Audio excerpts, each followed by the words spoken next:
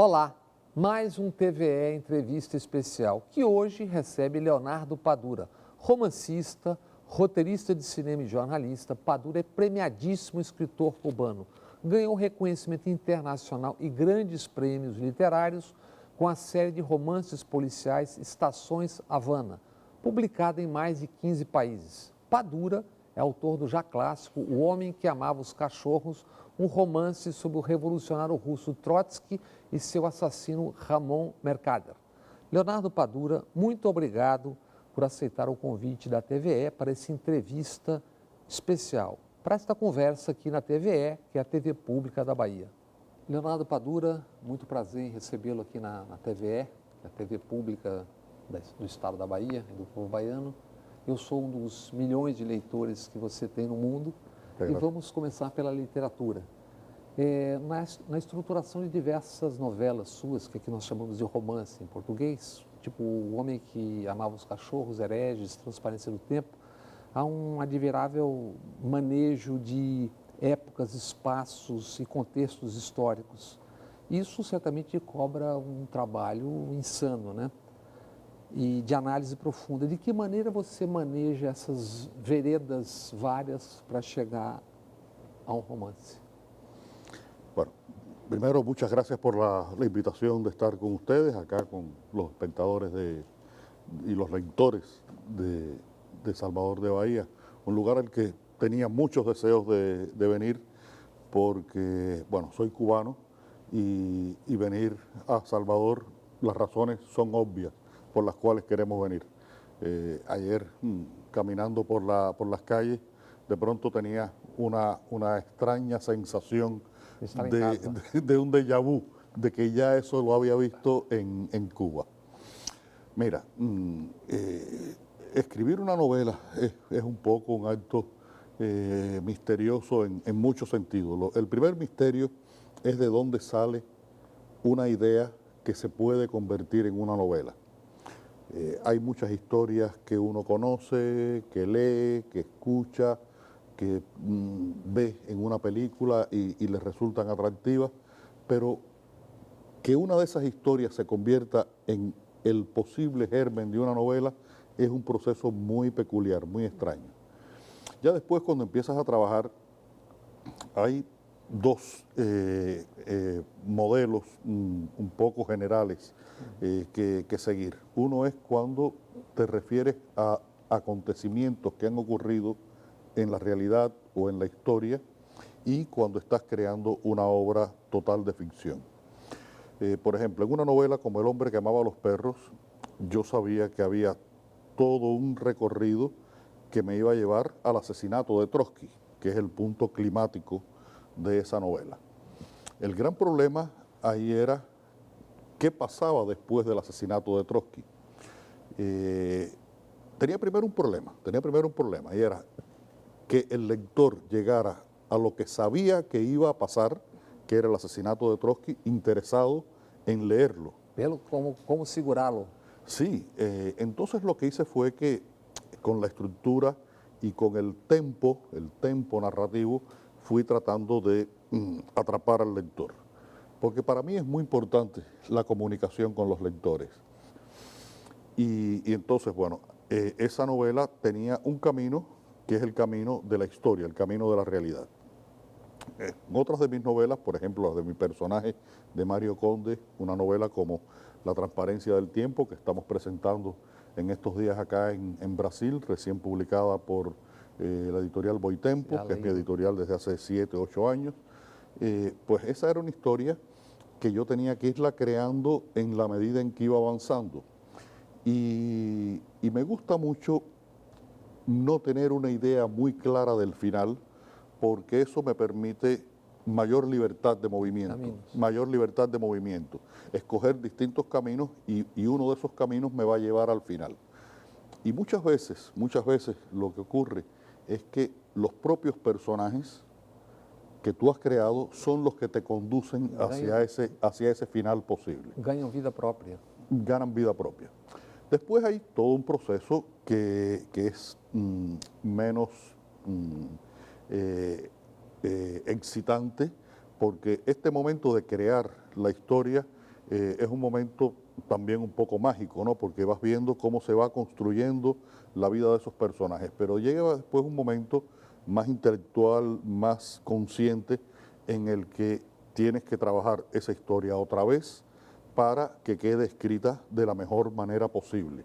Porque hay momentos en que te dejas llevar por ese entusiasmo de la creación de la historia y después te das cuenta, bueno, esto sobra, hay que cortar, hay que cambiar aquí este momento y hacerlo o escribirlo de otra manera.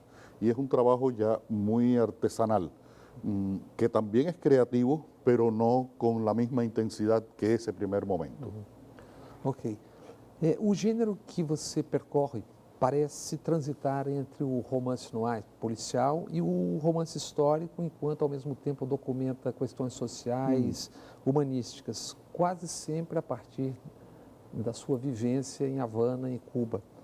Como você desenvolveu esse gênero literário que transparece na sua obra e que influenciou e influencia tanta gente? Sí.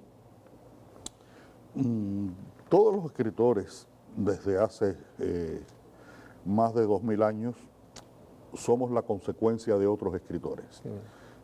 Hemos aprendido a escribir leyendo a los maestros que nos han antecedido. Y en mi caso, yo aprendo de todos. Por ejemplo, me gusta mucho leer las tragedias griegas porque un dramaturgo como Sófocles era un gran creador de personajes, Y esos conflictos de los personajes, bueno, uno va aprendiendo siempre y cuando regresa a esa literatura que ya ha leído en algún momento y que sabe que le va a aportar, pues descubre siempre algo nuevo. Eso es uno de las características y de los poderes de la gran literatura. La novela policíaca es una novela que tiene una tradición de casi 200 años. De Edgar Allan Poe hacia acá, tiene una tradición, ha pasado por distintos momentos en su historia y yo comienzo a escribir en un momento en el que los viejos modelos estaban agotados. Todavía hay gente que escribe novelas estilo Agatha Christie, novelas muy centradas en la creación de un enigma que se descubre al final. Pero también desde hace 50, 60 años se comenzó a utilizar la novela policíaca o los recursos de la novela policíaca en una función mucho más literaria y esa función literaria estaba conectada con una visión social. Hay dos grandes renovadores, iniciadores de esta tendencia. Uno es el italiano Leonardo Sciascia y el otro está muy cerca de aquí, es Rubén Fonseca. Rubén es un escritor que ¿es un escritor policíaco o no? Pudiéramos preguntarnos esto, porque en sus novelas hay crímenes, hay investigación, pero sobre todo hay una mirada en la sociedad y en la violencia de la sociedad y de los hombres, de los comportamientos humanos. Y esa fue la literatura que a mí me interesó. Yo, entre estos primeros iniciadores y grandes maestros y mi generación, hubo una generación intermedia, y estoy hablando en ámbitos latinos, esto que ocurre en el Mediterráneo y que ocurre aquí en América Latina. Escritores como Manuel Vázquez Montalbán, sobre todo, que fueron como una especie de modelo para decir, es posible escribir este tipo de literatura. Y fue lo que yo hice y es lo que sigo haciendo.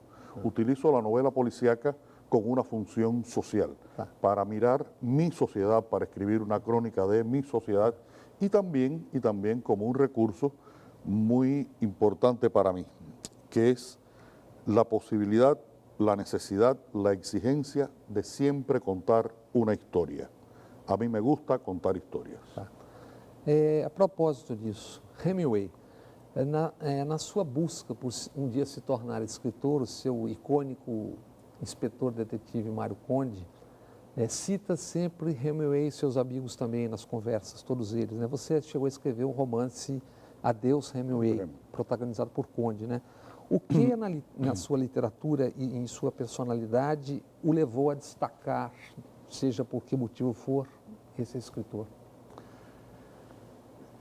Cuando yo intenté comenzar a escribir algún relato, algún cuento, en la época en que estaba estudiando literatura en la Universidad de La Habana, mi primer gran modelo fue Hemingway.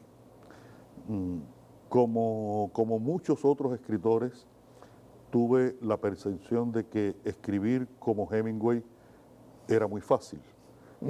Decir las cosas de una manera muy directa, usar pocos adjetivos, contar una historia que a veces no era tan importante, sino la atmósfera que se creaba en la historia. Y empecé, Raymond Chandler le llama a esa etapa del aprendizaje literario ser un simio diligente, es decir, imitas como si fueras un mono que está imitando a otro mono que sabe más, ¿no? Un simio diligente. Y Hemingway, bueno, me atrajo mucho, pero Hemingway fue sobre todo el camino hacia esa literatura norteamericana de entre las dos guerras mundiales, donde hay nombres como Scott Fitzgerald, Carson McCullers, William Faulkner, John Dos Passos, que me deslumbró. Y en esa época, además, están los dos grandes maestros de la novela policíaca, indiscutible, Raymond Chandler y Dashiell Hammett. Creo que el lugar en el santoral posible de la novela policíaca, yo creo que son Dios Padre y el Espíritu Santo. Están allá arriba. Y aprendí mucho con esa literatura, sobre todo a contar historias. Y después, como Hemingway ha tenido una relación muy cercana con Cuba, porque vivió 20 años en La Habana, sus novelas, Tener y no tener, se desarrolla una parte en Cuba, El viejo y el mar se desarrolla todo en Cuba, Islas en el Golfo también. Es decir, que Cuba fue escenario y personajes cubanos estuvieron en sus novelas, su vida cubana, su cotidianidad en Cuba, pues todo eso me fue atrayendo a este personaje que me llevó incluso al final a escribir una novela en la que trato de resolver uma relação de amor-ódio que fui criando com Hemingway. Em muitos dos seus romances, suas novelas, há descrições bastante sensuais de determinadas cenas e situações e mulheres que se destacam não só pela beleza, mas pela impetuosidade, liberdade, autonomia. Mulheres determinadas, marcantes. Isso é um elemento constitutivo da cultura cubana ou é algo particularmente seu, essas descrições que você faz? Hace unos años yo vi un documental que le hicieron a Luis Buñuel, el gran cineasta español. Ya estaba bastante viejo. Y Buñuel decía, una de las mejores cosas que me ha pasado en mi vejez es que he perdido el deseo sexual. Y eso me ha hecho ver que en el mundo hay más cosas, hay más colores, hay árboles, hay pajaritos, porque yo solamente veía mujeres, yo soy de los que, yo tengo mi esposa, era mi novia, vivimos juntos desde hace 40 años, pero soy un admirador absoluto del ser más bello que ha creado la naturaleza, que es la mujer. La belleza femenina, para mí, es una creación casi divina. Lo que pasa es que cuando tú me hablas de la sensualidad al describir, yo creo que de alguna manera yo soy sensual al describir muchas cosas. Las mujeres, los paisajes, la comida, las obras de arte. Eso sí tiene mucho que ver con el ser cubano. Y aquí en Bahía creo que me van a entender perfectamente, porque esto tiene que ver con ese elemento de comunicación directa, de disfrute de lo que se nos presente en la realidad que nos ha dado nuestra herencia africana. El negro que viene de África es un ser que viene desnudo en un barco negrero y llega a un mundo que ni siquiera tiene idea y sobrevive en ese mundo. Y una de las cosas que lo ayuda a sobrevivir es su imaginación, su capacidad de reconstruirse, de crear imágenes, de encontrar incentivos mentales y físicos para desarrollar la vida. Y eso es un elemento que constituye parte del ser, de la espiritualidad cubana. Y yo soy un cubano. Uma pergunta um pouco mais larga agora. Morreu há pouco o ator Rutger Hauer, que era o replicante de Blade Runner, o filme Blade Runner, que naquela cena final diz: eu vi coisas que vocês nunca acreditariam, e descreve coisas do universo que jamais nós humanos da Terra vimos, né? No Brasil, esse filme foi um clássico de uma geração, principalmente essa cena que é marcante porque ela mostra o desejo da vida e principalmente o desejo de conhecer. Esse filme você viu na Cuba dos anos 82, 3, ou você viu depois? E como é que chegava isso, o desejo de conhecer o desconhecido na época? Sim. Porque você cita essa cena pelo menos 2 ou 3 vezes no Hereges. Sim. Inclusive ele descreve essa cena muito claramente em um momento. Sim. Es interesante que me hagas esta pregunta porque puede tener una respuesta muy larga y muy complicada. Voy a tratar de ser sintético. Nosotros en Cuba, en los años 60, 70, 80, tuvimos la posibilidad de ver el mejor cine del mundo, el mejor cine del mundo. ¿Qué pasó? Dejaron de venir películas norteamericanas a Cuba, que en los años 50 venían constantemente, y llegaban algunas películas norteamericanas que pasaban muchos filtros porque era difícil materialmente. No estoy hablando por un problema de censura. No es un embargo. No es un problema, no, por el embargo. El embargo impedía que comercialmente esas películas llegaran a Cuba. Entonces venían a través de México, de España, copias que a veces se veían mal. Yo siempre pensé durante años que la primera parte del Padrino era en blanco y negro, porque vimos una copia que era en blanco y negro en Cuba. Y con Blade Runner, la primera vez que la vimos también en blanco y negro. Pero bueno, tuvimos la posibilidad de ver muchos cines japonés, francés, de los países socialistas. El cine polaco era muy bueno, el checoslovaco era muy bueno, antes del 68. Y mucho cine latinoamericano también. Quizás fuimos el lugar donde más coincidió el cine latinoamericano que se hacía en esa época. Ayer, aquí en Bahía, pasé frente a la iglesia donde se filmó El Pagador de Promesas. Mi hermano mora al lado. Bueno, una película que posiblemente en otras partes del mundo se haya visto mucho menos. En Cuba fue una película que se vio y se disfrutó. Entonces tuvimos esa posibilidad y Blade Runner fue una de esas películas que me conmovió mucho en el primer momento que la vi. Y la segunda parte de la respuesta, creo que ese deseo de vivir, de poder tener un espacio en el mundo, es un comportamiento natural de la condición humana. Creo que los humanos, entre las cosas más elementales, están las materiales, bueno, poder alimentarnos, poder tener un techo donde vivir, y están las espirituales, una de las cuales está nuestro deseo de ejercer nuestra libertad y de realizarnos en el terreno en el que decíamos. Un niño puede desear ser futbolista aquí en Brasil, jugador de béisbol en Cuba, o cosmonauta. Esos son elementos que son muy importantes para el individuo y que en esa película están muy bien trabajados a través de este ser creado por el hombre. El hombre se convierte en Dios y crea unos seres que en un momento determinado le piden al hombre lo mismo que el hombre le pidió a Dios, que nos dejara un mayor espacio de libertad. Vamos fazer uma rápida pausa no TVE Entrevista Especial, que hoje recebe o escritor cubano Leonardo Padura. Voltamos já.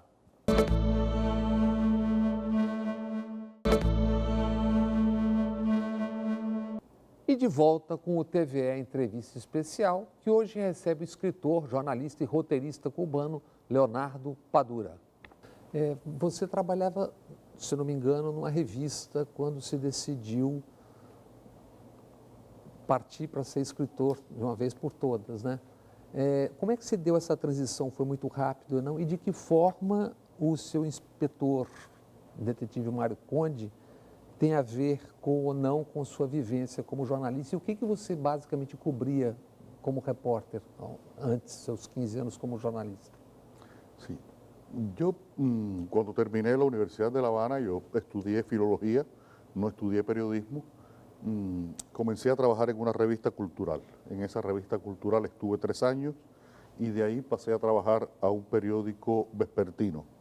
En ese periódico vespertino, la mayor parte del tiempo trabajé escribiendo largos reportajes para las ediciones dominicales. A veces salían 2 páginas del periódico, eran muy largos. Y ahí contaba historias que tenían que ver con la cultura, la historia, la sociedad cubana, con un lenguaje muy literario, muy poco periodístico en los términos estrictamente periodísticos. Y después pasé a trabajar a otra revista cultural como jefe de redacción. Ya cuando yo paso a trabajar esa revista cultural, empieza ese periodo crítico que se vive en Cuba a partir del año 90, desaparece la Unión Soviética, Cuba se queda sola, la economía cubana colapsa y esa revista estuvo más de 1 año y medio sin salir, después recuperamos la posibilidad de que se publicara, pero bueno, era siempre muy inestable. Ya en esos momentos yo había empezado a escribir mis novelas de Mario Conde. Yo escribo la primera novela desde muy finales del 89, dedico todo el año 90 y se publica en el año 1991 esa primera novela que es Pasado Perfecto. Del periodismo, más que una mirada a la realidad, lo que aprendí fue una manera de expresar la realidad, porque hice experimentos con el lenguaje, con las estructuras, que no son habituales en el periodismo, pero me sirvieron mucho para crecer como escritor. Y es lo que empleo en las primeras novelas de Mario Conde. Ya en el año 95, cuando yo decido dejar la revista de que era jefe de redacción y convertirme en escritor independiente, era un momento en el que yo tenía la sensación de que vivir del periodismo era estar en un espacio cerrado, en una especie de cárcel. Yo necesitaba romper esa obligación que significa el periodismo y entrar en un espacio mucho más libre que es el de la creación literaria. Tuve la enorme suerte de que, dejando mi trabajo como periodista, la tercera novela de la serie de Mario Conde, la primera, Pasado Perfecto, se publicó en México en el año 91. La segunda, Vientos de Cuaresma, se publicó en Cuba en el año 94, cuando ganó un premio nacional de novela en Cuba. Y la tercera, yo la había enviado a un concurso en España y yo dejo de trabajar el 31 de diciembre del 95 y 13 días después me llaman de España para decirme que la novela había ganado el premio, un premio que se llama Café y Con. Y significó de alguna manera la reafirmación de que había entrado en el camino en el que yo debía moverme. A partir de ahí, bueno, he seguido haciendo mi obra literaria como escritor independiente y esto de escritor independiente, en mi caso y en un país como Cuba, tiene un significado muy especial, Yo no tengo ninguna relación económica con el gobierno cubano, más que la que tengo como ciudadano que paga sus impuestos. Pero bueno, eso pasa en cualquier parte del mundo y en cualquier sistema. El hecho de ser independiente me permite no solamente administrar mi tiempo, sino también administrar mis pensamientos.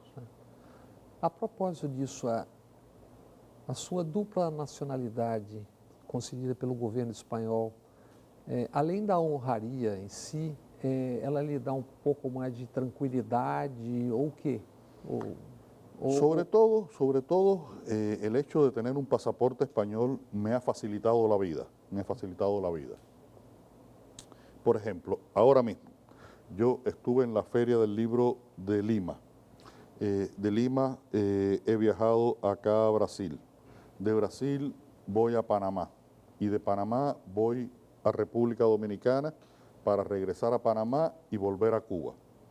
Si yo hubiera tenido que viajar con una visa peruana, una visa brasileña, una dominicana y una de entradas y salidas múltiples a Panamá, no hubiera podido hacerlo.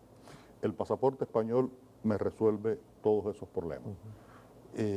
Entonces, ha sido sobre todo lo práctico y especialmente, y muy especialmente, el sentido de reconocimiento, porque este ha sido una concesión honorífica.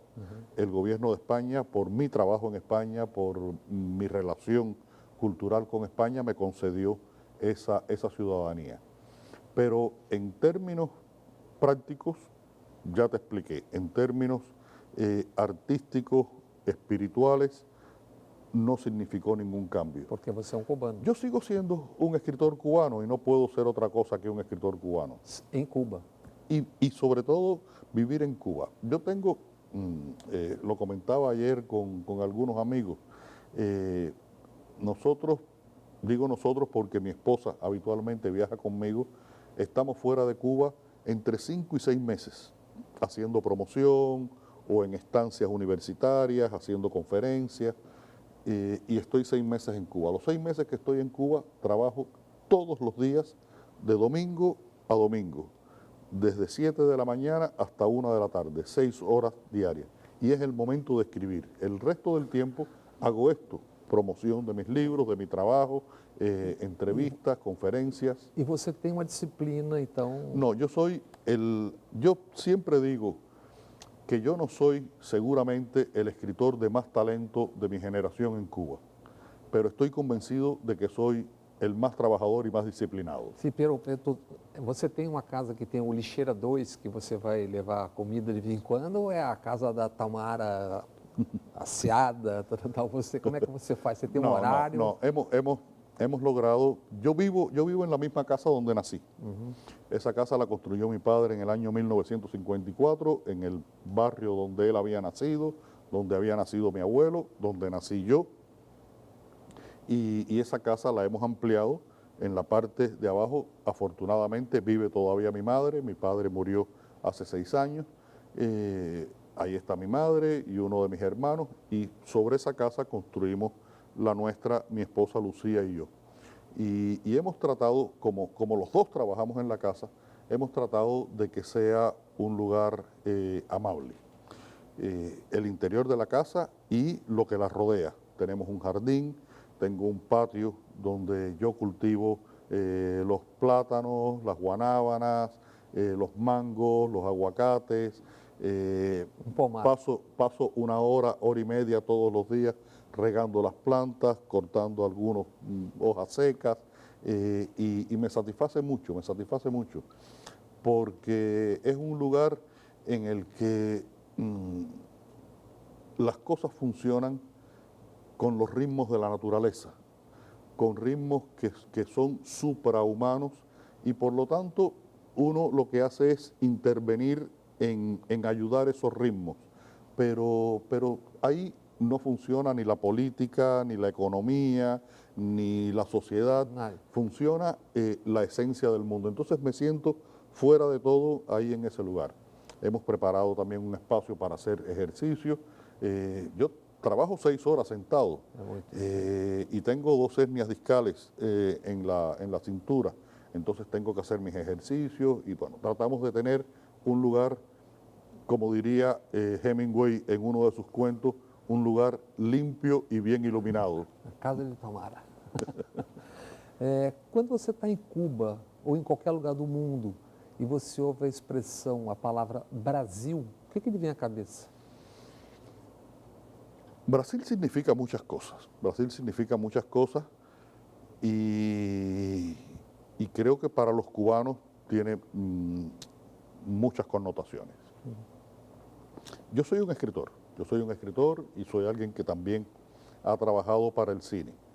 Y lo primero que yo siempre pienso de Brasil es en literatura, en cine y en música.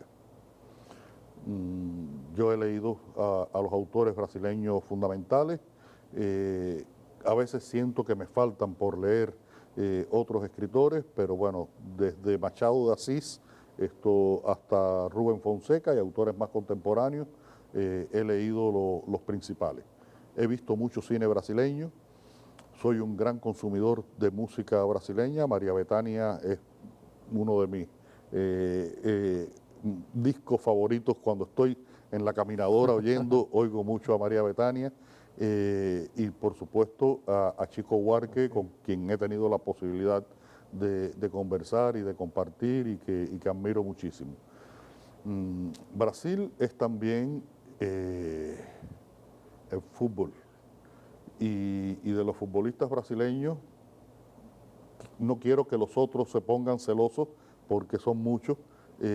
Yo creo que el más genial que yo he visto, vi jugar muy poco a Pelé. En esa época no se transmitían en Cuba los partidos de los campeonatos mundiales y tal. El más talentoso que yo he visto es Ronaldinho Gaúcho. Mi editora sabe que en algún momento me tiene que conseguir un encuentro con Ronaldinho. Yo quiero un día hablar con Ronaldinho porque lo admiré muchísimo en su carrera. Brasil es también un país con no solamente una cultura, un deporte, sino también con un espacio en el imaginario histórico, pero también en el imaginario político. Lo que ha ocurrido en Brasil en las últimas décadas, yo he tenido la suerte, por ejemplo, de que aquí en Brasil he tenido lectores como Dilma Rousseff cuando era presidenta y me invitó un día a un almuerzo en el Palacio de la Alborada durante una feria del libro de Brasilia en la que estuve y sigo con mucho interés las noticias de la política y de la vida brasileña. No voy a opinar sobre eso porque creo que sería una especie de intrusión, me entrometería en un espacio que yo no conozco con todos sus detalles. Pero tenho minhas opiniões, isso sim te lo puedo garantizar. Não, o que eu ia lhe perguntar é uma coisa, não é sua opinião, era que ecos lhe chegam do Brasil hoje, agora, de Bolsonaro? Não é a sua opinião, é o que lhe chega. Por ejemplo, fue muy comentado la cancelación de la cooperación más médicos que existía y voy a hablar a título personal, yo no represento a nada, no represento al gobierno cubano, ni a nada. Está clarísimo. Pienso que fue una decisión que perjudicó a personas muy pobres, muy marginadas, que tuvieron, gracias a los médicos cubanos, una atención de salud de primer nivel. E isso sim, não puedo deixar de reconhecerlo. Uma outra questão que você sempre conversa, mas que eu continuo curioso, é a insalubridade, a água por todos os lados, que até é título de Mário Conde fala disso, e Lezama Lima no Noite Insular, Jardins Invisíveis, e Vigílio Pineira, que Conde cita. Vigílio é fundamental. Isso, mas num país do tamanho do Brasil, mesmo tendo a costa grande que tem, como é que é possível traduzir esse sentimento tão presente para vocês da insularidade, de estar cercado? O que é possível traduzir isso? Para un brasileño, no lo sé. No lo sé si un brasileño con un país que es casi un continente. Sí. Mira, me preguntabas ahorita qué significaba Brasil para nosotros. Hay un chiste en Cuba, tiene una palabra un poquito fea, pero la voy a decir porque es un Não há chiste. problema. Es un chiste. Vai em frente. De que hay un brasileño que va caminando por la selva y llega al río Amazonas y dice, bueno, yo cruzo el río Amazonas, y se lanza al río y por supuesto empieza a ahogarse cuando está el río. Y la reacción del brasileño es que dice, oh, río de merda, te voy a tragar. Esto, ese es para nosotros el brasileño, porque es un país con unas proporciones que nosotros no nos imaginamos. Imagínate, yo vivo en La Habana, entre la costa norte de la isla y la costa sur son 40 kilómetros. Daqui Esto, até pouco mais depois do aeroporto. Cuando sopla el viento del sur, nos trae salitre del sur, y cuando viene el del norte igual. Es decir, estamos... y ese sentido, y lo hablaba ahora viniendo hacia acá con mi editora, con Ivana Jenkins, le decía, es que ese sentimiento de que la frontera, la única frontera que tenemos nosotros es el mar.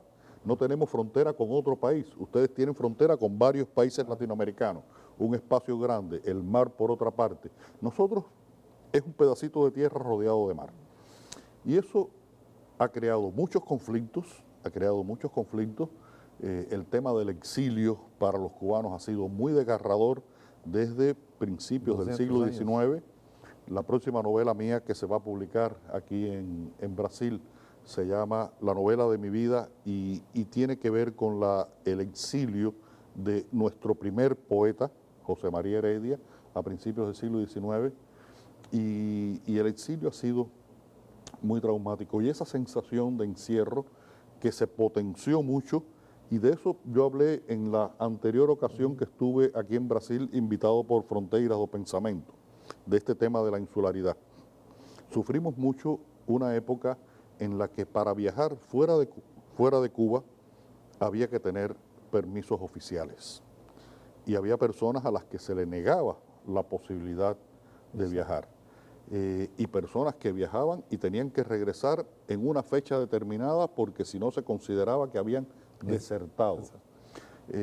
Todo eso hace que ese encierro, ese hecho de estar rodeado de agua por todas partes, tenga que ver con la cultura, con la manera de pensar, con los comportamientos, con la política de Cuba. Ainda a água é algo muito seu ou dos seus amigos citados na literatura de geração, amarem da mesma forma a canção Proud Mary do grupo de rock Creedence californiano. É só uma marca afetiva de um tempo isso, ou tinha algum outro significado para vocês na Cuba dos anos 70 isso? Porque você sempre tem Proud Mary ao longo dos... Mira, cualquier consumo de una obra de arte puede tener diferentes lecturas, pero en este caso hay una lectura muy directa. Esa música que se hacía en los Estados Unidos a finales de los 60 y principios de los 70 era una música que no podíamos escuchar en Cuba de una manera libre. Era de vez en cuando en las emisoras de radio ponían una canción de los Beatles, una de Rolling Stone, porque había unas cuotas que decía qué cantidad de música en inglés se podía transmitir, porque se consideraba que la música en inglés era un vehículo de penetración ideológica. Imagínate tú. Lo más curioso de esto es que en los colegios estudiábamos la lengua inglesa, pero no podíamos oír la música que se cantaba en inglés. Era algo bastante raro, pero bueno, ocurrió. Y una reacción que tuvo mi generación con respecto a esa imposición fue buscar esa música donde estuviera y identificarnos con ella. Esta canción, Proud Mary, se escucha en todas las novelas del personaje de Mario Conde. Hay una novela en la que Conde dice que Strawberry Field es la canción más bella que se ha escrito, habla de Chick to Chick, es decir, que la mayoría de las referencias que hacen mis personajes de la serie Conde, que son gentes de mi generación, es a esa música en inglés que no pudimos oír en el momento en que la oía todo el mundo. Eu imaginei que era isso, mas voltamos daqui a pouco com mais um bloco. Mais uma rápida pausa no TVE Entrevista Especial, que hoje conversa com o escritor e roteirista cubano Leonardo Padura. Voltamos já.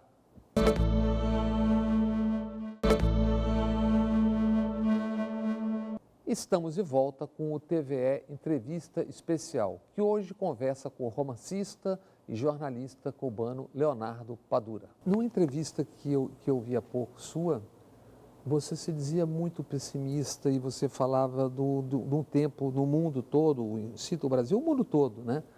Um tempo de ódio, de oportunismo. E aí uma opinião que é minha, que a eleição do Bolsonaro ela vem no rastro de uma coisa de muito ressentimento, vários ressentimentos acumulados. Eu lhe pergunto se você ainda segue com esse sentimento pessimista, se você vê saídas, quais seriam? Yo creo que estamos en un momento muy crítico del desarrollo de las sociedades, muy crítico, porque hasta hace 30 años la utopía socialista de alguna manera era una esperanza de muchas personas en el mundo. El triunfo del liberalismo después se convirtió también en una esperanza de muchas personas en el mundo. Y estamos en un punto en el que no tenemos ni una utopía, ni hemos conseguido que el liberalismo resuelva los grandes problemas del mundo. Isso está muito claro no seu Transparência do Tempo, em que há Emos, aqueles personagens todos, todo mundo meio perdido ali, né? Sí, y he tratado de reflejarlo en mi literatura. A veces, bueno, yo como escritor, como individuo, necesito tener confianza en el ser humano. Hay escritores que la han perdido por completo. Por ejemplo, el escritor de más éxito en Francia en estos momentos, Michel Houellebecq, sus novelas son absolutamente devastadoras con respecto, sí, y depresivas con respecto al futuro del hombre, al presente y al futuro del hombre. Es una posición posible.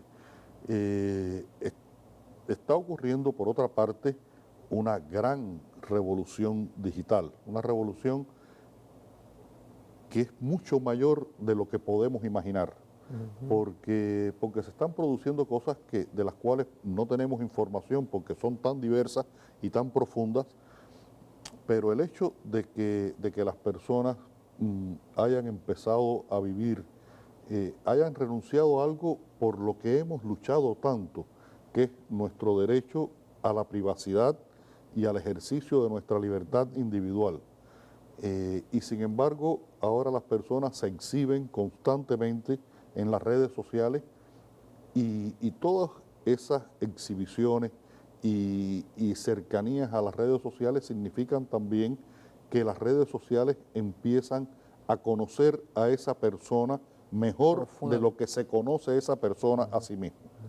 Hace un tiempo vivo en Cuba, como sabes. Tuve que comprar en España unas ruedas para mi coche y llevarlas a La Habana. 2 maletas con 4 ruedas. Y de pronto mi computadora se llenó de ofertas. De todos los... Pero eso es lo más elemental, ocurre en todo. Si compras un libro en Amazon, al día siguiente tienes una oferta de 45 libros que de alguna manera están relacionados con ese, porque te van analizando. Mira, no sé si ser optimista o si ser pesimista. No sé si la tecnología nos va a ayudar a ser mejores o nos va a esclavizar. E há um outro problema também, não sei se você pensa da mesma forma, que é o digital nas redes sociais, o algoritmo, na verdade, faz com que tribos conversem apenas entre si mesmos. Isso vai criando, por exemplo, no Brasil, 8% da população brasileira acredita que a Terra é plana. E 1 em cada 4 brasileiros tem a certeza que o humano foi criado da costela, que Eva foi criada da costela do Adão. Sí, es un fenómeno que uno dice, bueno, a estas alturas del desarrollo de la humanidad, cuando somos capaces incluso de crear inteligencias artificiales, lo que hablábamos hace unos minutos refiriéndonos a Blade Runner, que fuimos creados por Dios y ahora somos dioses que creamos otras criaturas. Y sin embargo, pensamos todavía realmente que fuimos creados por Dios. Em alguns dos seus romances, particularmente em A Transparência do Tempo, que é isso que a gente está falando agora, você aborda a questão da homossexualidade em Cuba, que não é tão diferente por outros motivos e outros tempos no Brasil. No Brasil é um dos lugares que mais se agride e mata homossexuais, travestis. Mas esses preconceitos, segregação, durante muito tempo afetaram duramente a vida das pessoas. Atualmente, como isso se manifesta na sua sociedade? Porque aqui nós sabemos. Como é que isso é tratado? De que forma isso está caminhando? No, ya el problema de la homosexualidad en Cuba ha dejado de ser un tema complicado.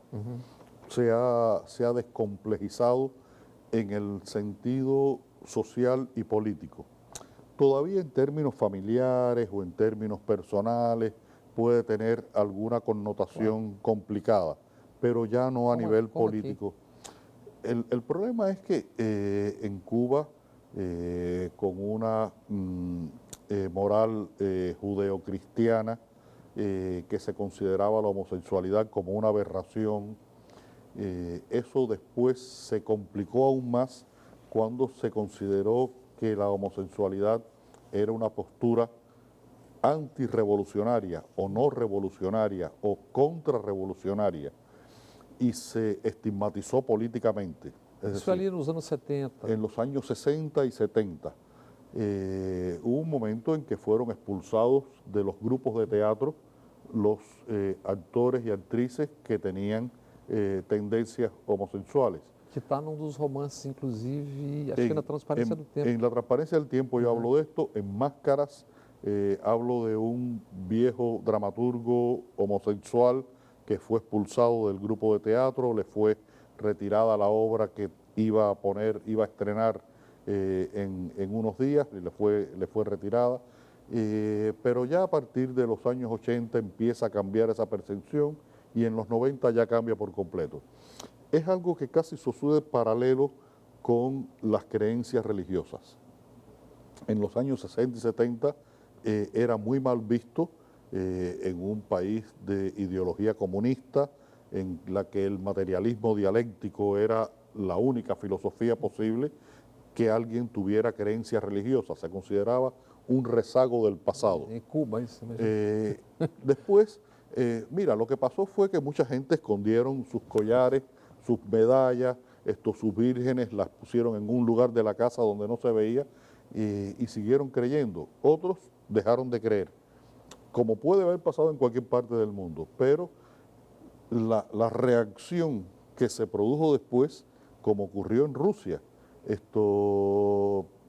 las iglesias volvieron a llenarse, los jóvenes volvieron a creer y sobre todo las religiones afrocubanas. Na Bahia e no Brasil agora há um problema com as religiões afro-cubanas por conta do neopentecostalismo que tem atacado, inclusive, fisicamente. En Cuba, el mayor peso de visibilidad religiosa lo tiene la Iglesia Católica, no las iglesias protestantes. Y la Iglesia Católica ha tenido una actitud más tolerante con las religiones afroamericanas. Brasil, Cuba fundamentalmente, que son los que comparten este mismo panteón de los orichas, o orichás le dicen ustedes, ¿no? Orixás. Orichas le decimos nosotros en español. Porque estas religiones de origen africano de los yorubas de origen africano tienen un atractivo muy grande. No tienen el concepto del pecado, Culpa. no hay culpa, y lo otro es que tienen un carácter pragmático. Vas a ver al santero, al babalabo, cuando tienes un problema de salud, Amor. de justicia, de amor, y buscas una solución práctica a la vida. ¿Y cómo termina todo eso? Bueno, pues tomando cachaza o ron y tocando unos tambores y bailando. Entonces, ojalá. Psicanálise pré-Freud. Sí, no, mira, ojalá todas las religiones tuvieran ese carácter pragmático y festivo y colorido que tienen estas religiones de origen africano que se practican en Bahía y en Cuba. Falando em religião e etc., o seu livro Hereges, que é um belíssimo livro, traz uma impressionante narrativa dos judeus na Holanda do século XVII e dos massacres na Polônia no mesmo século. E fala da presença judaica pós e pré-revolução. Agora, tem uma frase que me impressionou muito, porque é como se fosse uma tradução lapidar, que eu não sei como é que o personagem Daniel Kaminsky chegou a essa frase, o seu personagem, que diz o seguinte, que o ponto mais lamentável na longa história judaica é um profundo sentido de obediência que muitas vezes, aspas, levou à aceitação da submissão como estratégia de sobrevivência. Como é que você chegou a essa tradução? Eu pergunto se você, além daquela pesquisa que você disse que fez logo, que é uma pesquisa impressionante, um material que você encontrou, se você tem amigos na comunidade judaica, se você convive muito com a... Ese pensamiento, alguien que no practique el judaísmo, difícilmente pueda llegar a tener. Pero una de las cosas admirables de los judíos es que existen judíos ortodoxos y ultraortodoxos, pero existen judíos que hacen una lectura crítica de su cultura, de su religión y de su historia. Y uno de esos autores judíos fue el que me regaló ese pensamiento. Es decir, alguien que ha vivido el judaísmo, que lo ha practicado y que ha tenido esa percepción de lo opresiva que puede ser esa religión para el ciudadano en una sociedad normal. Como é que pode aceitar certas coisas. A culinária também possui um papel destacadíssimo nos seus livros, A Velha Josefina, Conde, seus amigos. Quanto desse destaque é uma coisa realmente da vida cubana tal, e quanto é uma coisa particular sua? A ver, en Cuba, en los últimos 60 años, los años de revolución, nadie se ha muerto de hambre. Pero creo que nadie ha comido lo que ha querido comer. Y hubo momentos en que nos acostamos con hambre. En los años 90 hubo momentos en que nos acostamos con hambre. Y hemos desarrollado con la comida una relación muy paranoica, sobre todo con el hecho de que se acabe la comida, de que la comida que comamos sea la que hay y no la que queremos. En una sociedad como la brasileña hay un sector de la población que come los mayores manjares y otro sector de la población que come lo que puede. Que come lo que puede. 15 milhões de miseráveis. Sí, eso lo sabemos. Y gente que pasa hambre, eso lo sabemos. En el caso de Cuba fue muy extendido a un 97, 98% de la población de comer lo que había y no siempre era lo que queríamos comer, pero la gente comía. Siempre hubo un pequeño sector más privilegiado de la alta burocracia. Compraban las lojas. No, que tenían posibilidades de viajar al extranjero o tenían cuotas especiales. En estos momentos eso también ha cambiado, En La Transparencia del Tiempo, mi novela, se ve que hay unos sectores de la población cubana que se han empobrecido y otros que se han enriquecido. Os novos ricos. Sí, de todas maneras debo decir algo que me parece importante. Cuando hablamos de un rico en Cuba, estaríamos hablando de alguien como más de clase media en Brasil, en cuanto a posibilidades económicas y a cantidad de dinero. E que não tem essa consciência de que a classe média aqui é uma coisa... No, no la tienen, no tienen esa conciencia, porque los ricos brasileños, igual que los ricos mexicanos, por ejemplo, son asquerosamente ricos,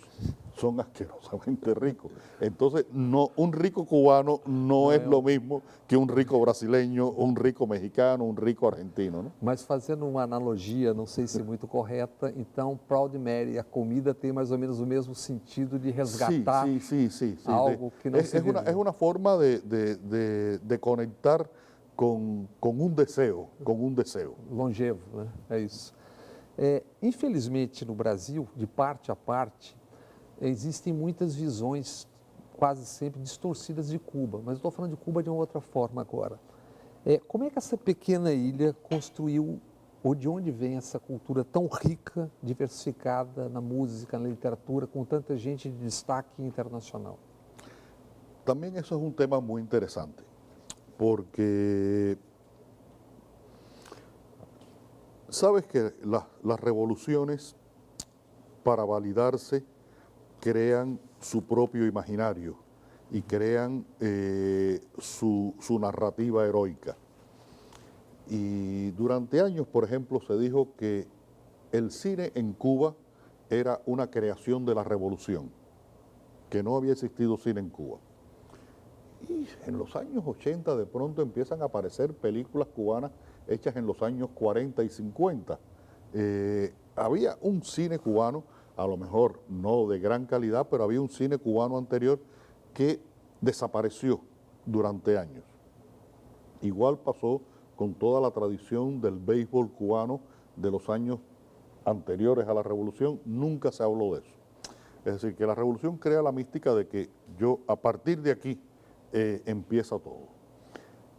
En el caso de Cuba, la cultura cubana, desde el siglo XIX, creo que fue un país en el que precisamente por el mestizaje que nos caracteriza, igual que ustedes los brasileños, hubo un desarrollo de la creatividad,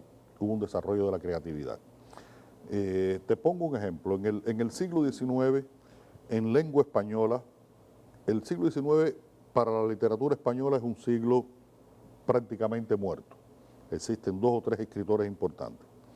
Los 5 grandes poetas de la lengua española del siglo XIX son Rubén Darío, el nicaragüense, Gustavo Adolfo Bécquer, el romántico español, y José María Heredia, Julián del Casal y José Martí, cubanos. 3 cubanos entre los 5 grandes poetas de la lengua española que se habla en todo un continente y en parte de Europa. Y esa grandeza, esa desproporción cultural cubana nos ha acompañado durante mucho tiempo. Cuba tuvo un campeón mundial de ajedrez. Muy pocos países han tenido campeones mundiales de ajedrez. Tuvo una Alicia Alonso, que ha sido uno de los grandes mitos de la danza. Un escritor como Alejo Carpentier, o como Lezama Lima, o como Nicolás Guillén, como Virgilio Piñera. Es decir, que ha sido un país que ha tenido una producción cultural mucho más grande que el territorio de la isla. Y es muy cierto que a partir de la revolución se potencia sobre todo la enseñanza artística, Por eso hoy en Cuba hay tantos músicos de academia, hay tantos pintores de academia, tantos bailarines, el cine también ha crecido y eso ha sido un impulso que ha dado todo un sistema que se preocupa porque además constituye una de las banderas que puede levantar la educación, la salud, el deporte, la cultura, es decir, que también ha habido intención a la hora de promover esta realidad. Uma última pergunta que diz respeito aos seus personagens, sua literatura e também a você, porque todos os seus personagens, para eles, isso tem um significado. A relação, como você acaba de dizer agora, com o mundo, por exemplo, com os Estados Unidos, é secular. Mas para você, nos seus 64 anos de idade, o que significa os Estados Unidos e o que significou ao longo da vida? Que é uma coisa icônica nessa relação. La relación cubana con los Estados Unidos siempre ha sido una relación traumática, desde los orígenes de los dos países. Estados Unidos ha tenido pretensiones de absorber a Cuba y convertirla en parte de su territorio, ya en estos momentos no con un sentido colonial, porque ya se sabe que no tiene ninguna utilidad tener una colonia, pero siempre con un sentido de influencia económica, política, social.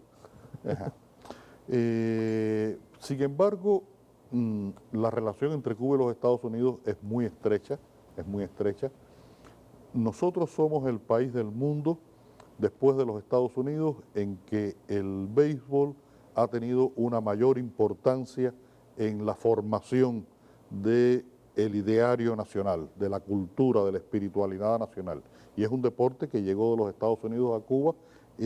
Incluso es muy interesante esto, el béisbol llega a México, a República Dominicana, a Puerto Rico, a Venezuela, a través de Cuba. No viene directamente de los Estados Unidos, sino los cubanos lo llevan a estos otros lugares del Caribe. En la música, la relación entre Cuba y los Estados Unidos es profundísima.